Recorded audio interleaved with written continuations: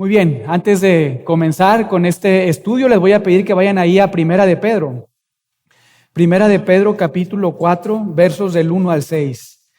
Primera de Pedro, capítulo 4, versos del 1 al 6. Y ahí vamos a ver que el apóstol Pedro nos anima a actuar de manera militar.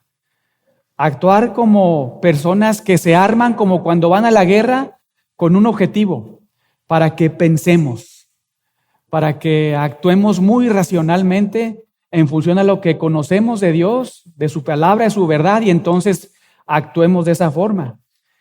Primera de Pedro, capítulo 4, versos del 1 al 6. Ahora recuerden, esta carta que escribe el apóstol Pedro, la escribe a cristianos que estaban ahí en su casa muy tranquilos. No, ¿verdad? Estaban siendo perseguidos, a los expatriados, ¿verdad? Comienza diciendo ahí esta primer carta del apóstol Pedro, a personas que estaban siendo perseguidas, que estaban sufriendo muy fuerte. Entonces, Pedro les escribe y vean cómo comienza, capítulo 4, verso 1. Puesto que Cristo ha padecido por nosotros en la carne, eso es una gran verdad, y según el contexto, este padecimiento de Cristo que menciona ahí, Cristo ha padecido por nosotros, este padecimiento de Cristo no lo hizo para ser una víctima, ¿verdad? O ser simplemente un ejemplo, no, lo hizo para salvarnos. Y también, sí, para dejarnos pisadas, para nosotros calcarlas y actuar como Él actuó cuando sufrimos. Vean esto ahí en el capítulo 2, verso 21. Dice, pues para esto, capítulo 2, verso 21, pues para esto fuisteis llamados, porque también Cristo padeció por nosotros. Otra vez esta frase, ¿verdad? Cristo padeció. Cristo padeció por nosotros, dejándonos ejemplo para que sigáis sus pisadas. Vean el 22. El cual no hizo pecado ni se halló engaño en su boca. Es decir, no hizo ninguna injusticia, pero sufrió, ¿verdad? Verso 23. Quien cuando le maldecían, aquí están sus pisadas. Cuando le maldecían, no respondía con maldición. Cuando padecía, no amenazaba, sino encomendaba la causa al que juzga justamente. Y este padecimiento de Cristo, del que nos está hablando ahí el 21, lo hizo para que, verso 24, Él mismo llevó nuestros pecados en su cuerpo sobre el madero, con un propósito, vean ahí, para que nosotros, estando muertos a los pecados, vivamos a la justicia, y por cuya herida fuiste sanados. La idea es salvados, ¿verdad? Entonces, si Jesucristo padeció, sufrió la cruz, la muerte y tantas cosas mientras estuvo aquí en la tierra, fue para salvarnos, ¿verdad? Para que nosotros seamos salvados y vivamos justamente, no pecaminosamente. Y vean ahora el 18, esta misma idea se repite, capítulo 3, verso 18. Porque también Cristo padeció, otra vez, esta misma idea, Cristo padeció y luego añade una sola vez por los pecados. Vean, el justo por los injustos, para llevarnos a Dios, siendo a la verdad muerto en la carne, pero vivificado en espíritu. Entonces, Cristo padeció por nosotros para llevarnos a Dios, para reconciliarnos con Dios, para que vivamos en este siglo de manera justa, para que podamos agradarle a Él en todo. Entonces, capítulo 4 ahora, Primera de Pedro, capítulo 4, verso 1 dice, puesto que Cristo ha padecido por nosotros en la carne, dando como resultado nuestra salvación, ¿verdad? Él padeció, Él murió en una cruz. Puesto que Cristo ha padecido por nosotros en la carne, vean ahora lo que nos exhorta Pedro, a que actuemos como verdaderos soldados, como en una milicia. Vosotros también armaos, es una orden, es un mandato, armaos, ármense como soldados, ¿verdad? Que van a la guerra. Ármense, y uno pensaría hacer ciertas cosas, ¿verdad? A declarar ciertas cosas, pero no. Vean, armaos del mismo, ¿qué cosa? Pensamiento. Prepárate para la guerra con una misma idea. Todos tengan una misma idea. Todos tengan una misma forma de pensar. Y vean el 2. Para no vivir el tiempo que resta en la carne conforme a las concupiscencias de los hombres, sino conforme a la voluntad de Dios. Vean la importancia que Pedro nos subraya mientras estamos viviendo aquí en esta tierra como hijos de Dios, cómo debemos de comportarnos como unos verdaderos soldados, pero no que están ahí peleando con demonios, ¿verdad? Sino que están preparando su mente, su cabeza, ¿verdad? están usando su raciocinio para llenarlo de la palabra de Dios, ¿verdad? Porque dice ahí, para no vivir el tiempo que resta en la carne. ¿Y cómo es eso? Conforme a las concupiscencias de los hombres, conforme a los malos deseos que hay en la naturaleza humana. Tienes que portarte como un soldado al pensar todos de una misma forma, tener un mismo pensamiento, una misma idea, y no vivir conforme a la carne, conforme a lo que te dicta tu deseo pecaminoso, tu deseo carnal. Eso que implica las concupiscencias de los hombres, otra vez, la voluntad mala de las personas, ¿verdad? Conforme a las concupiscencias de los hombres, sino conforme a la voluntad de Dios. Tienes que portarte así para no andar en tus deseos carnales, sino andar conforme a la voluntad de Dios. Y vean el 3, baste ya el tiempo pasado para haber hecho lo que agrada a los gentiles. O sea, ya abandona eso. Eso fue tu vida anterior. Andando en lascivias, o la idea del libertinaje, concupiscencias, otra vez, deseos malignos. Esto pudiera apuntar a pecados sexuales, pero también a cualquier pecado. Deseos malignos, libertinaje, y luego añade 3 cosas, 3 palabras: embriagueces, orgías, disipación. Ahí en el mundo grecorromano, tanto la combinación de borracheras con pecados inmorales era algo muy común, incluso hoy en nuestros días, ¿verdad? La gente, digamos que toma bebidas en abuso, algunas sustancias, y entonces las combinan regularmente con este tipo de actos. Entonces dice Pedro, a los cristianos nos dice, vean a quién les dice, a los cristianos, ya deja de hacer lo que antes hacías, siendo un gentil, una persona que no agradaba a Dios. Abandona estas ideas de tu mente: lascivias, libertinaje, deseos malignos, embriagueces, orgías, disipación, idolatrías. Abandona eso y ponte como un soldado a trabajar con tu mente, a tenerla lista para, vean ahí en el verso 2, para vivir conforme a la voluntad de Dios. Y vean el 4, esto es muy interesante. A estos gentiles, es la idea, les parece cosa extraña que vosotros no corráis con ellos en el mismo desenfreno y disolución. ¿Por qué? Porque antes andábamos igual, ¿verdad? Antes pensábamos igual, teníamos las mismas ideas. Y Pedro nos dice, a ellos les parece cosa extraña que no camines como caminan ellos, que no vivas como vivan ellos, en el mismo desenfreno de disolución o de libertinaje. Y os ultrajan, vean, o sea, los blasfeman, hablan mal de ustedes, pero vean, dice ahí, verso 5, pero ellos darán cuenta, y la idea es, con este vocablo es, pero ellos van a dar palabra a alguien muy especial. Vean a quién: al que está preparado para juzgar a los vivos y a los muertos. ¿Y quién es ese, hermanos? El que está preparado para juzgar a vivos y muertos. ¿A quién le ha dado Dios todo el poder para juzgar? A Cristo, ¿verdad? El Logos, ¿verdad? De Dios. Entonces Pedro nos está diciendo, estas personas, estos gentiles que se están burlando de ustedes, hablando mal, y que les parece cosa rara que ya no los sigan, que ya no tengan sus mismas ideas y pensamientos, ellos van a dar palabra contra la palabra encarnada de Dios. Van a dar palabra contra Él.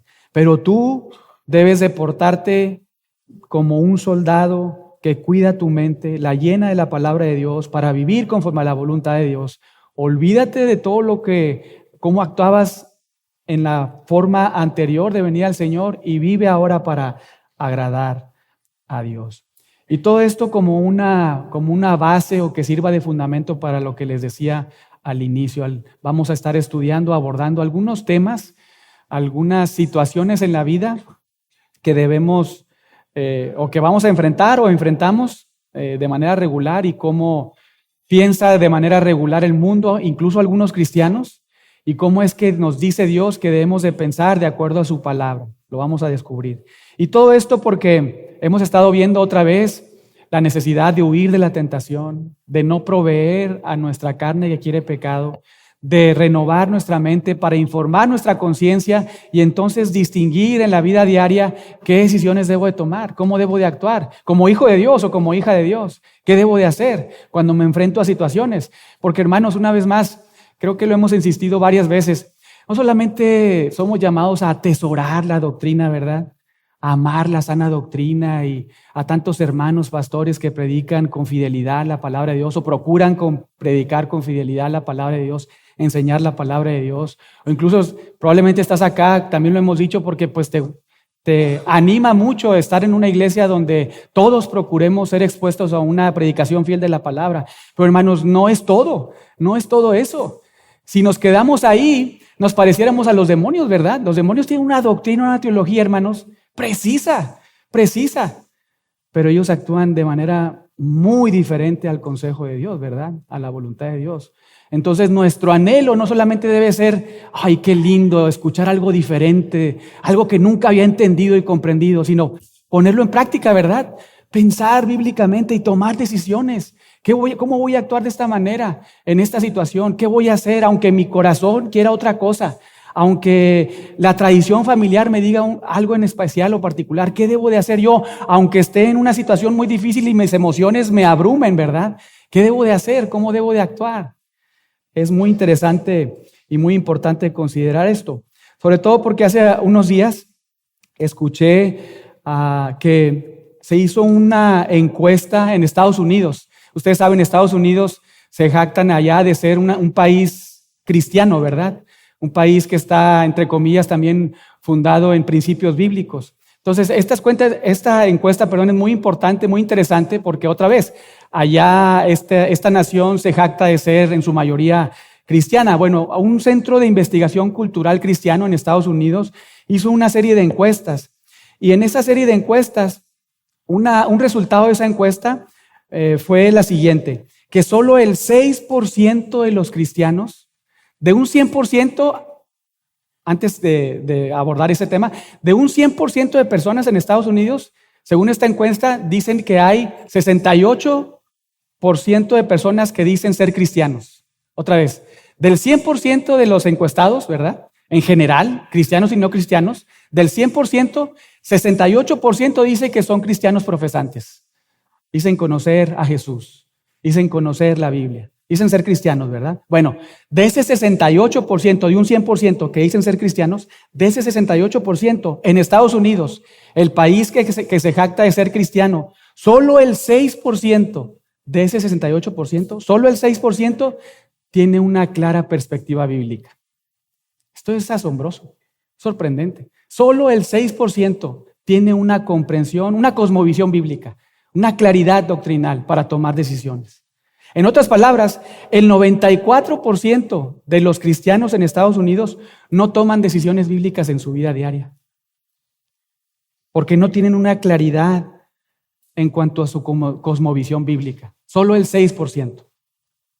Pero hay un dato más crítico. Según estos centros de investigación ahí en Estados Unidos, solo el 37% de los pastores en Estados Unidos tiene una perspectiva bíblica correcta. Eso es increíble, ¿verdad? Es decir, el 60% aproximadamente de los pastores en Estados Unidos no tienen claridad doctrinal. Por eso es un resultado obvio, ¿verdad? El 6% de los cristianos son solamente los que tienen una claridad doctrinal en su mente, que pueden tomar decisiones de acuerdo a la voluntad de Dios y entonces agradar a Dios en cada área de su vida. ¿Y por qué sucederá esto? Bueno, porque no hemos sido renovados en nuestra mente lo suficiente, ¿verdad? Porque no hemos informado adecuadamente nuestra conciencia de la palabra de Dios. O también porque nos alejamos del consejo de Dios, porque no tenemos fe en la palabra de Dios. Minimizamos el consejo de Dios, pero la palabra de Dios es suficiente. Pedro nos dice, ahí mismo en 2 de Pedro, que todas las cosas, 2 de Pedro 1:3, todas las cosas que pertenecen a la vida y la piedad, es decir, a la salvación y a la santificación, todas las cosas nos han sido dadas por su divino poder y se encuentra en la palabra de Dios. Todo lo necesario para vivir en este mundo conforme al diseño de Dios está en la Biblia. En relación a estos datos, este centro de investigación dijo lo siguiente, y cito: la influencia de las artes, el entretenimiento, el gobierno y las escuelas públicas han moldeado la forma de pensar de los cristianos. para ahora hacer los que toman decisiones considerando no la Biblia, sino sus experiencias y emociones. Es lo que les animaba hace un par de semanas, ¿verdad? ¿Cuánto tiempo estamos siendo influenciados por la sociedad, verdad? ¿Cuánto tiempo convivimos con un mundo caído, rodeado de personas pecadoras, verdad? Que tenemos que hacerlo porque tenemos que ir a la escuela, tenemos que ir a trabajar, tenemos que desarrollarnos socialmente, vivir, ¿verdad? No estar encerrados, ¿verdad? O ir a un monasterio, no. Pero ¿qué tanto estamos siendo influenciados por todas estas filosofías antibíblicas y antidios? ¿Y cuánto estamos siendo influenciados por Dios a través de su palabra? ¿Cuánto tiempo estamos conviviendo con la palabra de Dios y la palabra de Dios conviviendo con mi mente, con mi conciencia y mi corazón para entonces actuar de acuerdo al diseño de Dios? Pero ahora sí, algunas cosas de la vida diaria. Y la primera es cómo tomar decisiones. ¿Cómo puedo tomar una decisión de acuerdo al consejo de Dios? ¿Qué es lo que debo de considerar cuando voy a tomar una decisión? Los pensamientos más comunes en general de las personas, incluso algunos cristianos, es, bueno, voy a tomar una decisión solo si siento paz. No sé si han escuchado eso. Si siento paz, le doy para adelante. Si no siento paz, pues no, yo creo que no es la voluntad de Dios. Pero piensen por un momento, ¿sentiría paz Pedro al estar predicando y que le dijeron, vete a la cárcel? ¿O Pablo cuando fue lastimado tantas veces, sentiría paz en ese momento? No necesariamente el sentir paz implica que debo de seguir adelante o no sentir paz, seguir adelante, ¿verdad? Otro pensamiento común es, bueno, voy a tomar esta decisión siempre y cuando Dios me dé una señal, ¿verdad? Siempre y cuando se ponga en rojo ahorita el semáforo. Siempre y cuando salga el sol mañana, ¿verdad? Señales, ¿verdad? Buscando señales. Estas otra vez son ideas, ¿verdad? En general y de los cristianos, ¿verdad? De evangélicos. Ahora, otro pensamiento común también es, voy a tomar esta decisión y yo solo voy a saber qué hacer. Soy muy maduro y no necesito ningún consejo de nadie. No necesito que nadie me aconseje, consultar con nadie. Yo puedo solo y puedo avanzar, ¿verdad? Porque soy muy maduro espiritualmente. Esos son algunos pensamientos en general, ¿verdad? De todas las personas y también especialmente de nosotros. Algunas veces en un grado o en otro, hermanos, ahí hemos estado, ¿verdad? Pensando de esa manera. Ahora, ¿qué debemos de considerar? ¿Qué es lo que nos dice la palabra de Dios cuando voy a tomar una decisión? ¿Qué debo de considerar? Bueno, algunas ideas. La primera cosa, debo asegurarme que si voy a tomar esta decisión, cuando la tome, va a ser para la gloria de Dios. Va a traer honra a Dios. Va a traer gloria a su nombre. Vayan ahí a 1 Corintios 10:31. 1 Corintios 10:31. Aquí hay un principio que podemos considerar cuando tomo una decisión. Si voy a tomar una decisión en cualquier área de mi vida, lo primero que debo de pensar, una idea es, 1 Corintios 10:31, si pues coméis o bebéis o hacéis otra cosa, hacedlo todo para la gloria de Dios. Entonces, esta primera idea, hermanos, que les estoy sugiriendo, incluso debe de permear en todas las demás que vamos a estar viendo. La primera cosa que debo de considerar cuando voy a tomar una decisión, ¿esto va a traer honra a Dios? ¿Va a traer gloria a su nombre o va a traer deshonra a su nombre? No le va a glorificar, no le va a honrar. Número 2, otra cosa que debo de hacer, debo de orar por sabiduría. Señor, ayúdame, ¿verdad? Somos muy dependientes del Señor. Vayan ahora a Santiago. Santiago capítulo 1, verso 5. Y acá el contexto es las pruebas, ¿verdad? Pero aquí hay un principio que podemos considerar siempre. Capítulo 1, verso 5. Si alguno de vosotros tiene falta de sabiduría, Y claro, ¿cuál es esa sabiduría? Según el 3:17, la sabiduría de lo alto es pura, pacífica, amable, benigna, llena de misericordia, de buenos frutos, sin incertidumbre ni hipocresía. Esa es la sabiduría que proviene de Dios. Entonces, si alguno de vosotros tiene falta de sabiduría, todos la tenemos, ¿verdad? Tenemos esa necesidad de buscar al Dios sabio para que nos dé sabiduría. Entonces, mientras estamos tomando decisiones, número 1, busca que tu decisión dé gloria a Dios. Y 2, pide a Dios sabiduría. Vean ahí, si alguno de vosotros tiene falta de sabiduría, pídala a Dios, el cual da a todos abundantemente y sin reproche y le será dada. Entonces, voy a orar y pedirle, Señor, dame sabiduría. Y entonces, ¿qué voy a hacer? ¿Voy a esperarme a que Dios me dé esa sabiduría? Así como, digamos, por arte de magia, voy a esperar algo calientito en mi corazón, voy a esperar una corazonada para tomar una decisión. No, porque el contexto de este capítulo 1 es precisamente cuando Jacobo nos dice que él desea que nosotros seamos hacedores, ¿verdad? Y no solamente oidores de la palabra de Dios. Entonces, donde encontramos sabiduría es en la palabra de Dios. Mientras estoy tomando una decisión, otra vez, tengo en mi mente muy claro para identificar si eso va a dar gloria a Dios o no va a dar gloria a Dios. Y también le pido a Dios sabiduría. Y mientras le estoy pidiendo a Dios sabiduría orando, entonces voy a la palabra de Dios, ¿verdad? Para encontrar principios, para atesorar lo que veo aquí y entender y afirmar en mi corazón, esto es sabiduría.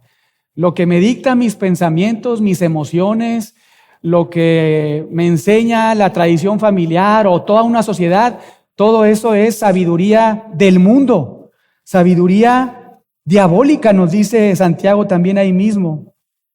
Pero la sabiduría divina es pura, benigna, pacífica, buena.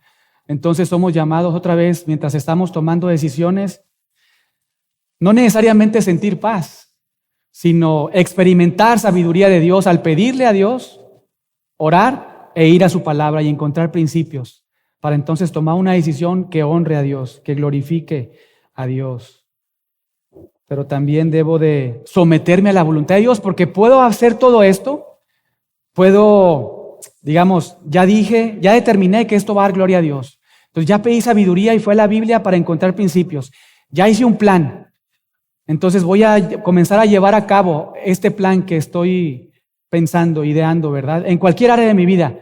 Pero hermanos, aún así puede ser que el Señor pues nos cierre las puertas, ¿verdad? Hicimos todo bien, ¿no es cierto? La decisión va a dar gloria a Dios. Pedí sabiduría, oré, fui a la Biblia, encontré principios y comencé a caminar. Pero a lo mejor nos encontramos que en ese camino no es la voluntad de Dios, ¿verdad? Y debemos de tener contentamiento. Vean ahí ahora en Santiago, pero capítulo 4, versos 13, 14 y 15, dice: vamos ahora, los que decís, hoy y mañana iremos a tal ciudad y estaremos allá un año y traficaremos y ganaremos, cuando no sabéis lo que será mañana. Porque, ¿qué es vuestra vida? Ciertamente es neblina que se aparece por un poco de tiempo y luego se desvanece. En lugar de lo cual deberías decir, si el Señor quiere, viviremos y haremos esto o aquello. Entonces, mientras estoy tomando una decisión y ya hice todos estos pasos previos y estoy avanzando y me encuentro con que el Señor me cierra la puerta una y otra vez, entonces debo entender, esta parece ser que no es la voluntad de Dios, ¿verdad? Y entonces tener contentamiento. Porque recuerden, la voluntad de Dios es buena, agradable y perfecta. Y otra cosa que debemos de hacer es buscar consejo. Porque nuestro corazón es engañoso, ¿verdad? Nos dice el profeta Jeremías. Vayan a Proverbios ahora. Proverbios capítulo 15, verso 22. Proverbios 15, verso 22. Dice ahí, los pensamientos son frustrados donde no hay consejo. Mas en la multitud de consejeros se afirman. Estos pensamientos en la multitud de consejeros, obvio bíblicos, ¿verdad? Personas maduras, vean la necesidad otra vez del paso que les daba la semana pasada, ¿verdad? O antepasada, La necesidad de, mientras estamos lidiando con la tentación y el pecado, encontrar otros hermanos maduros espiritualmente que nos aconsejen. Y en este caso, para tomar decisiones, muy importante, ¿verdad? Confirmar con otros hermanos más maduros que tú espiritualmente, para que te ayuden a pensar bíblicamente, porque quizá lo que estás pensando, pues a lo mejor está más dictado por tu corazón, por tus emociones, o por lo que tú quieres hacer y no necesariamente por lo que Dios dice en su palabra. Esto es muy importante, son pasos, ideas, sugerencias que les doy para en la vida diaria cómo debo de pensar, ¿verdad? Una guía para cómo debo pensar bíblicamente en esta primera cosa, en la toma de decisiones. Una segunda cosa, en los hijos, ¿verdad? En los hijos. Ya veo a muchos aquí que pues están casados, ¿verdad? Todos, pues ya no les aplica tanto. Pero algunos otros veo ahí que están solteros, están en edad de casarse. Entonces, bueno, algunos pensamientos comunes, sobre todo de los solteros y de los matrimonios jóvenes, ¿verdad? Pensamientos comunes. Otra vez, de solteros, matrimonios jóvenes. Y eso es lo que he escuchado, ¿verdad? Lo que ha venido a mis oídos.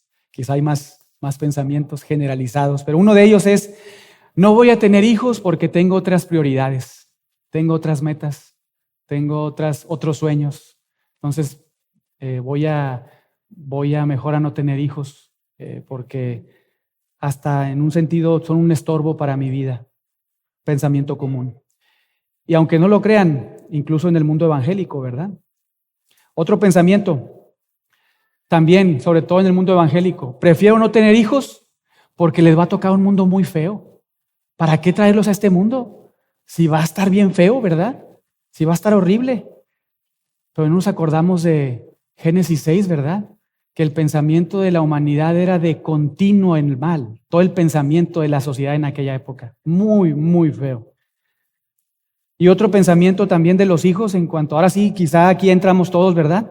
No nada más los solteros o matrimonios de 1 o 2 años, sino todos. Pues los hijos son lo más importante para mí. Para mí, mi hijo y mi hija es lo más importante. Más importante incluso que mi esposo o que mi esposa. Esos son algunos pensamientos comunes. Ahora, ¿cuáles son algunos principios bíblicos? ¿Cómo debemos de pensar bíblicamente en cuanto a los hijos? ¿Verdad? La primera cosa que debemos de considerar en cuanto a los hijos, hermanos, es que los hijos, escuchen esto, los hijos son regalos de Dios. Los hijos son regalos de Dios. No depende de lo que tú quieras.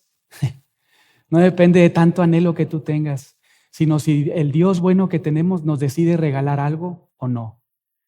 Si Él Él decide darte hijos, Él soberanamente lo decide y te lo regala. No en base a ningún mérito tuyo, sino porque Él de manera soberana, así como la salvación decide salvarnos a algunos, Él a algunos les decide darles hijos, porque Él, como Dios sabio, sabe que eso va a traer gloria a su nombre y también va a avanzar en tu vida de santificación progresiva.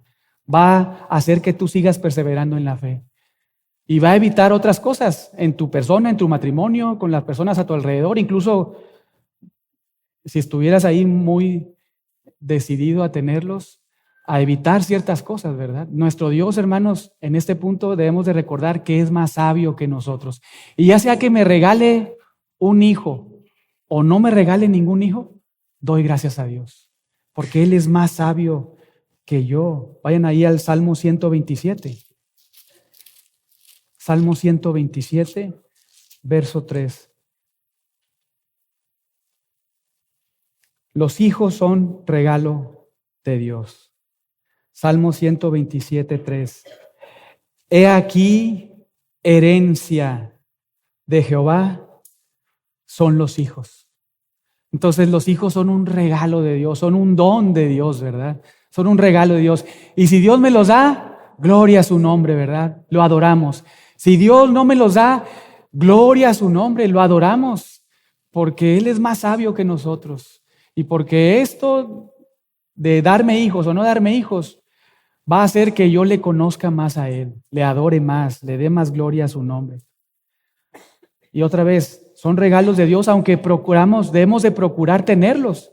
Porque ahí a Adán y Eva, e incluso a Noé, cuando pasa el diluvio, les anima a Adán y Eva y a Noé, a su familia, a su esposa, a tener hijos, ¿verdad?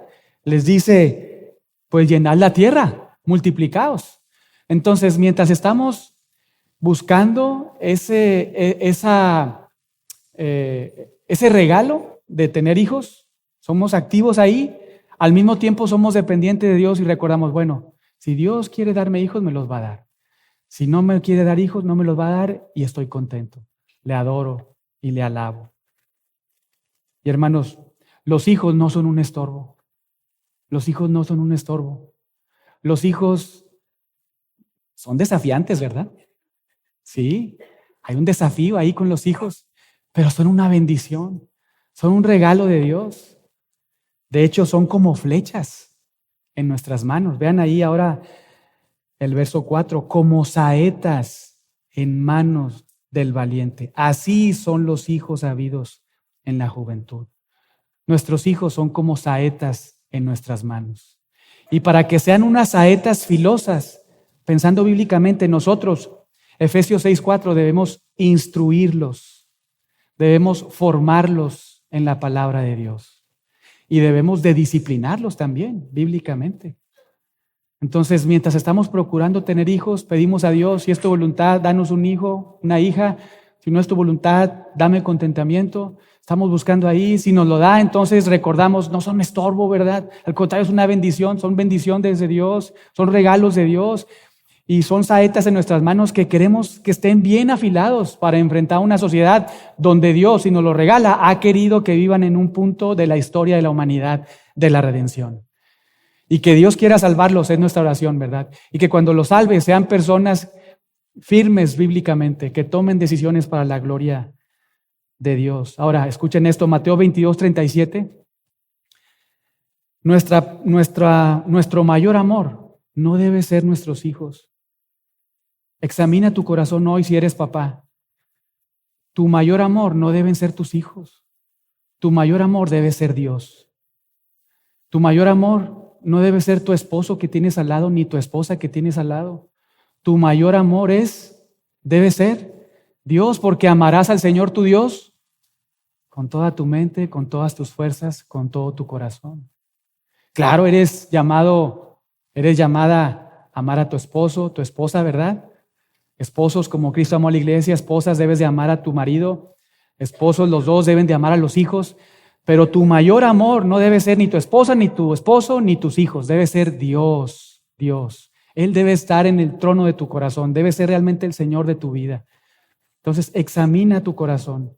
Porque también, digamos que dentro de ese círculo donde está ese amor, donde está Dios ahí, digamos que en un sentido el siguiente foco de tu amor debe ser tu esposo y tu esposa, no deben ser tus hijos. Génesis 2:24 nos dice que nosotros somos uno con el hijo, ¿no, verdad? ¿Con la hija? No. Tú eres uno con tu esposo, con tu esposa. Es muy triste de verdad ver incluso matrimonios cristianos que cuando los hijos se van ya no saben qué hacer ellos, no saben qué hacer, no saben cómo actuar, están todos deprimidos.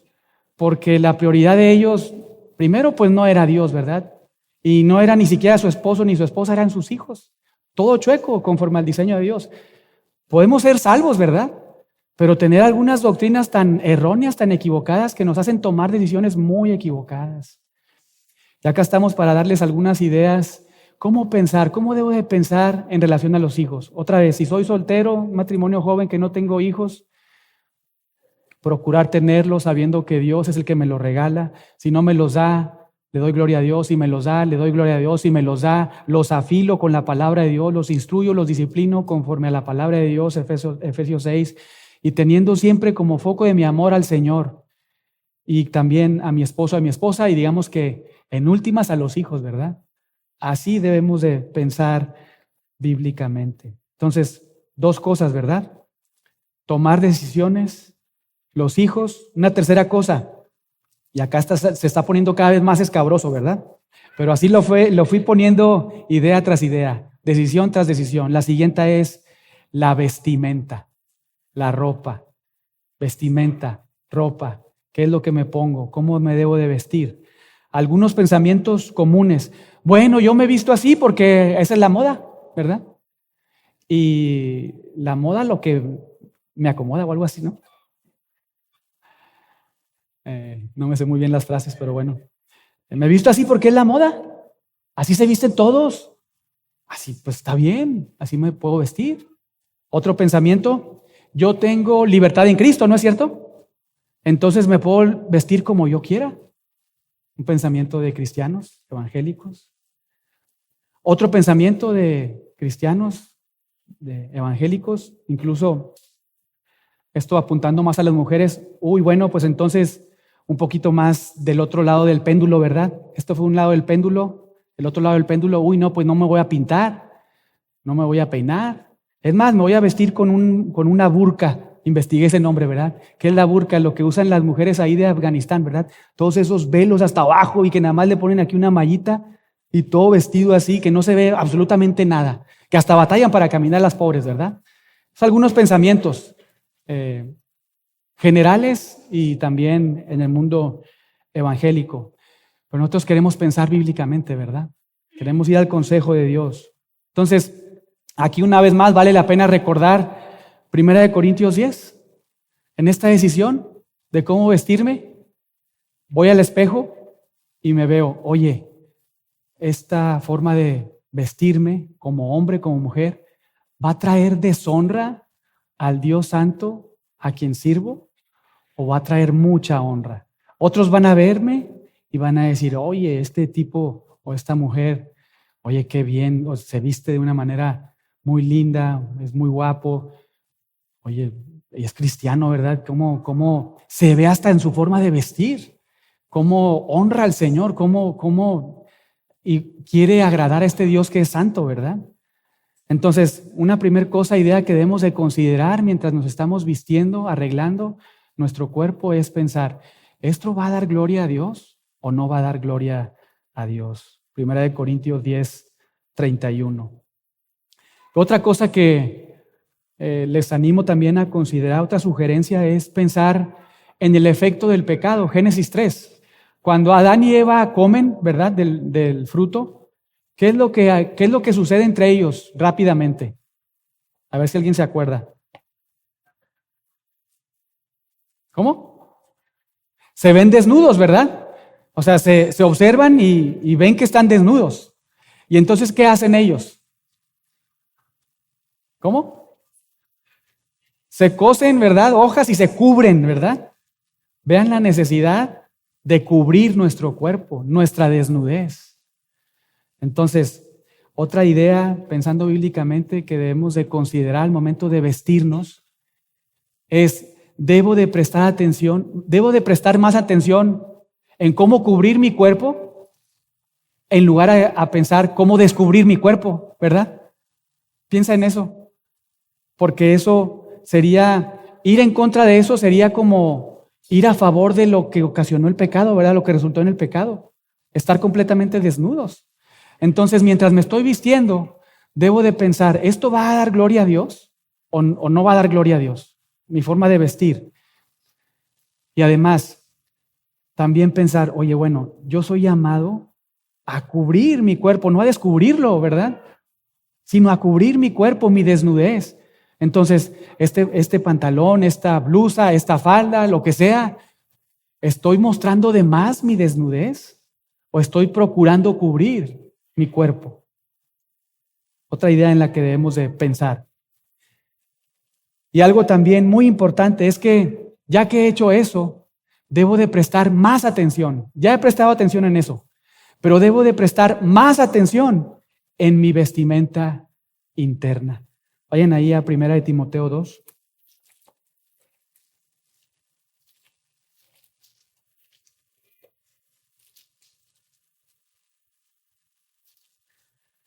Primera de Timoteo 2, versos 9 y 10.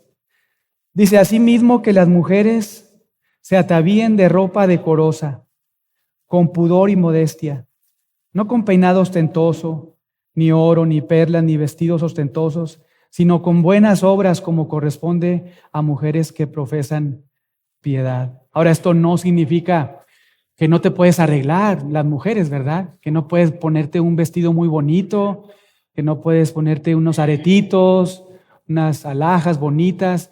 Sí, o sea, tienes esa libertad mientras estás pensando otra vez en esto glorifica a Dios, esto estoy cubriendo bien mi cuerpo.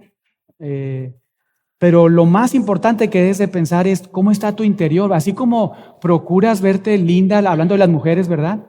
Así como procuras verte linda en tu exterior, incluso algunas, las más fit, ¿verdad? Mujeres, pues hasta cuidan que comen, ¿verdad? Que no tanto carbohidrato, que más proteína, que esto, y que hacer ejercicio, y que caminar, y que está bien.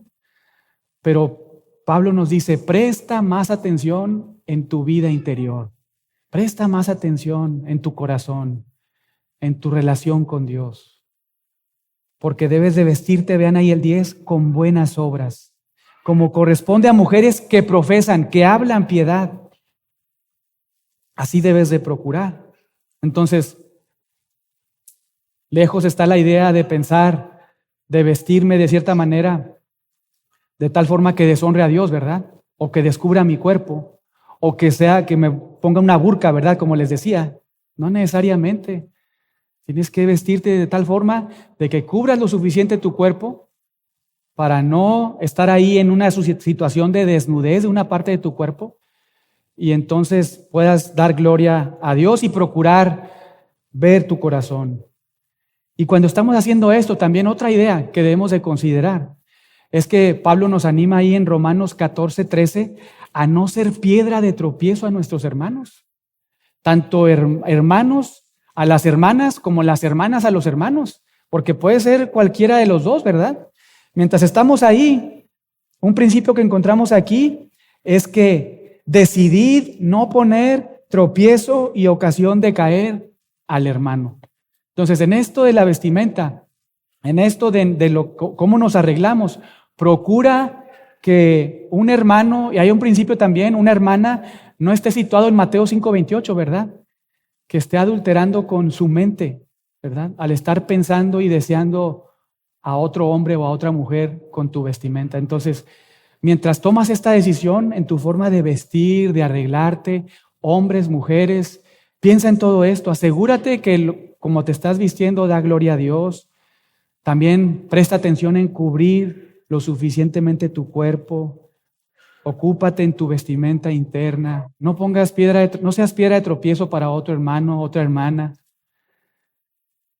Cuida tu forma de vestir.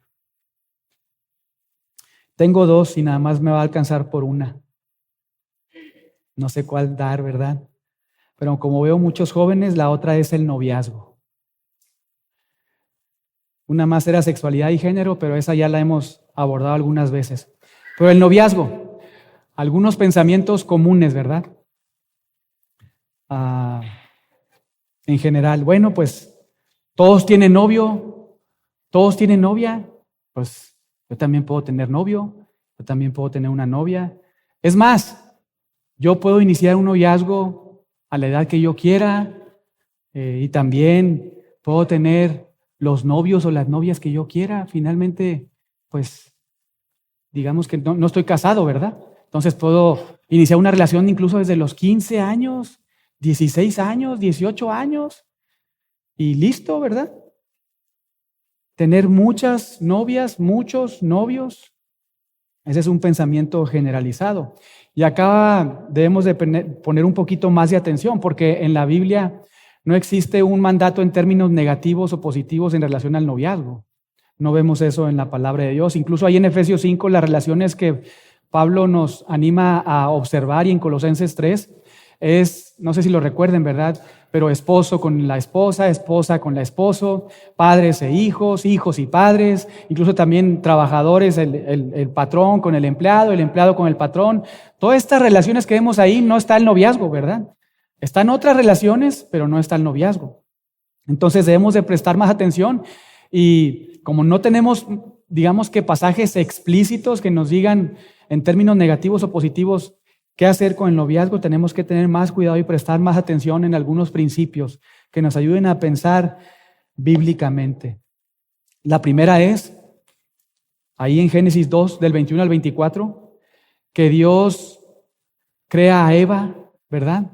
y se la presenta a Adán. No sé si recuerden que Dios crea a Eva de Adán y luego dice ahí que Dios trae a Eva a Adán, ¿verdad? Se la presenta ahí de manera muy linda, le presenta su ayuda idónea. Y entonces Adán la conoce, ¿verdad? Sabe quién es. Y esto pudiéramos pensar que apunta a una relación, ¿verdad? Hay una relación, hay un conocimiento de dos personas. Entonces, mientras estás pensando en el noviazgo, debes de pensar de esta manera. Una relación que te va a llevar inmediatamente al matrimonio, ¿verdad? Porque lo que sucede ahí es que Dios crea a Adán y a Eva, se la presenta a Adán, inmediatamente en el siguiente verso se casan, ¿verdad? Ahí se casan, vemos el matrimonio, por tanto dejará el padre a su madre y se unirá a su mujer y serán una sola carne. Entonces, ya sea que le llames como le llames, ¿verdad? Pero en esta relación, sea llamada noviazgo o cualquier otra forma, piensa en eso, en una relación de amistad, ¿verdad? Donde estás ahí procurando una amistad quizá, digamos que más íntima o más cercana que con cualquier otro amigo o amiga, pero que estás pensando y los dos saben, por lo que han platicado, que van a ir para allá, van a apuntar para allá, para el matrimonio, ¿verdad? Y pensando en eso es que nosotros creemos que un noviazgo, digamos que considerando estos principios bíblicos y algunos otros que les voy a mencionar, un noviazgo, pensando en principios bíblicos, debe ser llevado a cabo cuando el hombre tiene la capacidad económica para sustentar a una mujer. Cuando la mujer está preparada para hacerse cargo de su casa y de sus hijos. Es entonces, y no antes, cuando un joven o una joven debe estar entonces buscando un noviazgo para el matrimonio, comenzando con tener una relación de amistad y que apunte a eso, ¿verdad? Al noviazgo. Cuando tú estás listo como hombre, ya tienes un trabajo. No es que sea rico, pero ya tienes un trabajo donde ganas dinero y donde tú puedes sustentarte a ti. Ya no dependes de tu papá ni de tu mamá para comer, para vestir, para viajar, para lo que sea. Ya ganas dinero y tienes dinero para ti, incluso te sobra para sustentar a alguien más, ¿verdad? Entonces ya tienes la capacidad para proveer a tu familia, para estar ahí en Efesios 5, ¿verdad? Porque nosotros los esposos somos llamados a proveer a nuestra esposa, tanto materialmente como espiritualmente. Somos llamados a proteger. Entonces, si tienes 12 años, pues ahorita los adolescentes están allá, ¿verdad? Pero si tienes 12, 14, pues seguramente no estás ahí todavía. Si tienes 18, pues quisiera Dios que sí, ¿verdad? Quiera Dios que sí, yo también, que ya estés listo. Si tienes 30 y todavía no estás ahí, pues examina tu vida, ¿verdad? Examina tu vida, porque ya deberías estar trabajando, ganando dinero, ya deberías conocer perfectamente el rol de Dios para el matrimonio, para ti como hombre, como mujer. Entonces, pensemos de esta manera. Dios aprueba la amistad. Proverbios 17:17. Dice ahí, Proverbios 17:17, en todo tiempo ama el amigo. Y es como un hermano en tiempo de angustia. Entonces, aun y cuando la Biblia no nos habla acerca del matrimonio, sí nos apunta a la amistad, a la relación, ¿verdad? ¿Cómo debe de observarse? Entonces, mientras estoy buscando el noviazgo, debo de pensar en, bueno, ya, pues un joven o una joven me gusta, pues voy a empezar a platicar con ella, con él, a salir, a conocernos, a ser amigos, amigas, ¿verdad? Respetándonos, sabiendo que él o ella es un hijo o una hija de Dios, ¿verdad? Que no debo de poner tropiezo en su vida, ya sea hombre o mujer, que debo de tomar decisiones en esa relación de amistad o de noviazgo, lo que sea, como le llames, debo de pensar en cada decisión, en cada salida, en cada saludo, en cada aproximación, si estoy dando gloria a Dios o no. Ahí en estos momentos. Y recordar que Dios aprueba la amistad, y en esa amistad, en esa relación, que puede ser de un mes, ¿verdad? O 2 meses, o 5 meses, y entonces al matrimonio, o 1 año, ¿verdad? Pero mientras estoy ahí, entonces Dios confirma esto en el corazón de ambos. Y mientras estoy ahí en ese conocimiento de relación, noviazgo, sí debo de considerar otras cosas, otros principios. Por ejemplo, lo veíamos hace 2 semanas, 1 Corintios 6:9, Y 6:18, debo de huir de la inmoralidad sexual. Debo de huir de eso.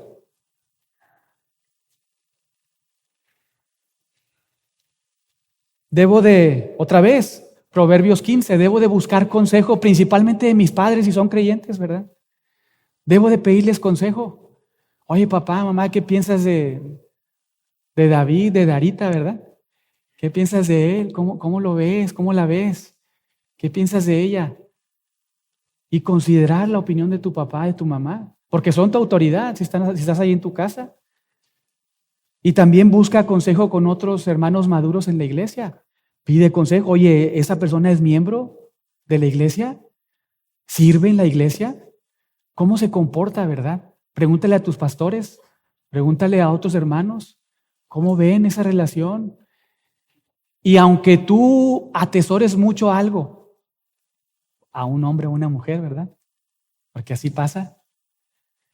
Escucha el consejo bíblico, escucha y piensa bíblicamente, porque puede pasar, y ha pasado, y pasará, seguirá pasando, que por querer avanzar nuestra agenda, por nuestros deseos que son engañosos, queremos seguir avanzando una agenda que, pues, por todos lados, comenzando con Dios, con tus padres, con otros hermanos maduros, te han dicho que pienses mejor, que pienses mejor. Ahora, nosotros acá como pastores, a ningún joven le vamos a decir, si son creyentes, no te cases con ella o con él.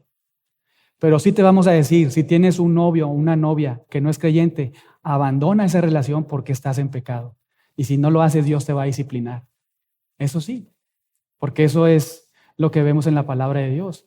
Pero si vienes acá y nos dices, oye, me voy a casar con él, y bueno, y ya escuchaste a tus papás, ya pensaste en esto, no, sí, gloria a Dios, ¿verdad? Pues va a ser de mucha bendición si nos invitas a casarte, ¿verdad? A ser lindo, tener acá la primer boda en la Iglesia Bíblica de Monterrey. Pero otra vez, pensando en esto, es que debemos de considerar si esa relación va a dar gloria a Dios y si voy a estar ahí y debo de procurar no ser piedra de tropiezo en esa relación. Tenía otra más, ¿verdad? Pero bueno, ya ni modo. Tenía dos más. Iglesia por internet. Bueno, no hay iglesia por internet, ¿verdad? No hay iglesia por Zoom, hermanos. Bien rápido, ¿verdad? Esto creo que sí es importante. Algunos han dicho, es que Dios ha creado la tecnología, ¿verdad? Vamos a aprovecharnos de la tecnología y mejor nos quedamos en casa, es más sano, es más seguro. En tiempos de pandemia, pues mejor, ¿verdad? Si no me enfermo. En tiempos de persecución, pues nadie me mata, ¿verdad? Mejor me quedo encerrado. Es más seguro, es más práctico, pero Hebreos 10, 24 al 25 nos dice que no debemos de dejar de congregarnos como algunos tienen por costumbre, sino más bien debemos de exhortarnos, ¿verdad?, a las buenas obras. Además de eso, la mayoría, por no decir que todos, el ministerio los unos a los otros se lleva a cabo presencialmente, físicamente, comenzando con la Cena del Señor. La Cena del Señor, algunos hasta en la casa, ¿verdad?, se llevan ahí una copita y el pan y ahí solos en la casa, en el cuarto. Pablo nos dice ahí en 1 Corintios 11, cuando se reúnen, cuando reunís, participan de la Cena del Señor. Incluso la disciplina en la iglesia del Señor es de manera presencial, ¿verdad? Pero bueno, eso tenía más cosas que decir, pero espero que les haya ayudado un poco para cómo debemos de pensar bíblicamente, cómo encontrar algunos principios, ¿verdad?, para tomar decisiones. Vamos a orar. Señor, te damos gracias por tu palabra, gracias porque en ella encontramos sabiduría. Y Señor, te rogamos que siempre, por favor, nos permitas encontrar de ti, nuestro Dios sabio, la sabiduría que tú nos has dejado en tu palabra, para entonces atesorarla en nuestro corazón y practicarla en nuestra vida diaria. Todo esto oramos en el nombre de Jesús. Amén.